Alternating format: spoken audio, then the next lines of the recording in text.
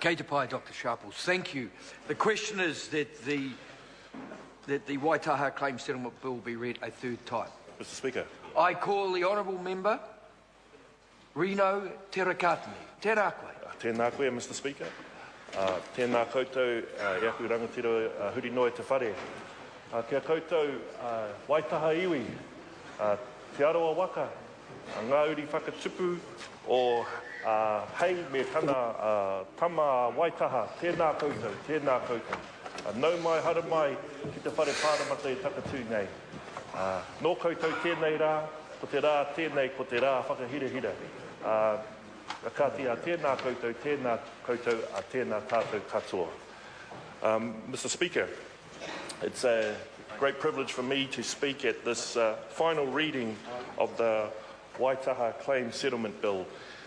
And sir, every iwi has a story, and every story is very significant. And one of the great things about being a member on the Māori Affairs Committee is that we've been able to learn a lot about the history of iwi right around the country. And for me especially, coming from down south, I have been enlightened quite a lot with the work that we've achieved with the Waitaha Bill, sir, because Waitaha are in the South Island as well. And I understand that the sons of Waitaha settled throughout Aotearoa. So I sort of think there might be a connection there when through the Waitaha that we have down in Murihuku, Putanoi to Waipounamu. And so for me it was nice to sort of make the connection there with the people of Waitaha. Sir, because every iwi does have a story, and regrettably the story for Waitaha is a very dark history, sir. But it's wonderful to be here at this final reading to see the revitalisation, the re-emergence of the identity and the mana of this great iwi. Because, sir, Waitaha was an iwi, Waitaha are an iwi that almost lost their identity along with their lands. We know that they are from the Te Aroa Waka, but their area of influence stretched from Mauao down to Maketu and inland past Te Teko. But when the Crown invaded Waikato in 1863, and as the pressures of those situations caused, whānau had to side certain ways, and so some sided with the kingitanga, some fought with the Crown, some remained neutral. But it caused great division between tribes and internal conflict, as those situations must have done. But throughout that, regrettably, it was very unfortunate that the Crown punished Waitaha severely by confiscating 214,000 acres as punishment. They said that they'd retain a quarter of the land and return the rest, but that never happened.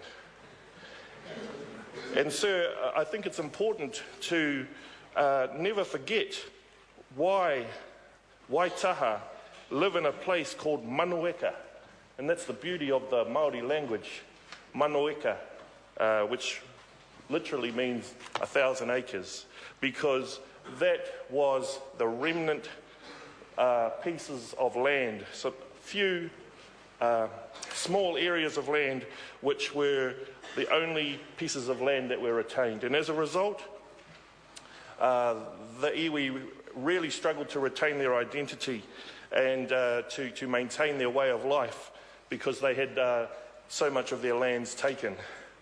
But they had very prominent leaders, and Hakaraia was one such leader, sir, who rose to prominence, and he dared to challenge all of the terrible deeds that were going on, or as Parekura used to say, the dastardly deeds of the Crown, in terms of their Crown surveys and the surveying of confiscated lands and all those other modus operandi, as I call it, of the Crown around those land confiscations.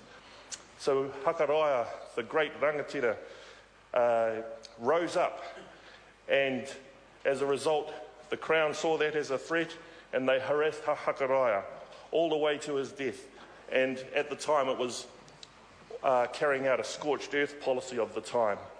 And that really calls to mind the earlier settlement deed of signing that we had earlier this week with Ngai Tūhoe, and the same tactics were applied to Waitaha. So that is a very dark and very blood-drenched history that is a reality for the people here of Waitaha, and the same for many iwi around the country. So it's important that these stories can be told. I've spoken about them in my earlier speeches in greater detail, but it's important that they are put into the statute books, and it's great that there is Crown acknowledgements and apologies for those acts or omissions.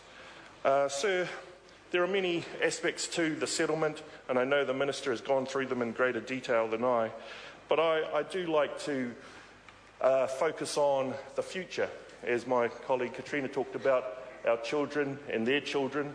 That's definitely the tribal slogan, I guess, for Ngāi Tahu, is that it's for us and our children after us.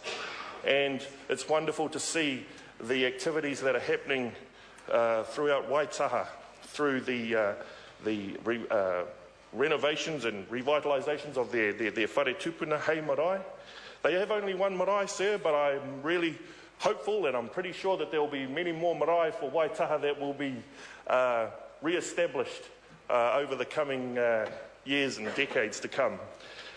Also, sir, the new wharekai that is now gracing the marae there at Hay. I think it's wonderful to see what the benefits of a settlement can achieve for iwi. And likewise, the recognition, the documentation of the story of Hakaraya, and also the giving of the creation of education endowments in Hakaraya's name for his descendants in Uri. So those are the aspects of settlements that I'm really pleased to see, and likewise all the happy faces that are here in the gallery today from Waitaha. It has been a long journey, but we're almost there. And again, I won't prolong my kōrero today, only to wish Waitaha all the very best. Feel free to come down to Waiponamu and make the hononga connections. I'm sure our whānau down there will be delighted to make those connections.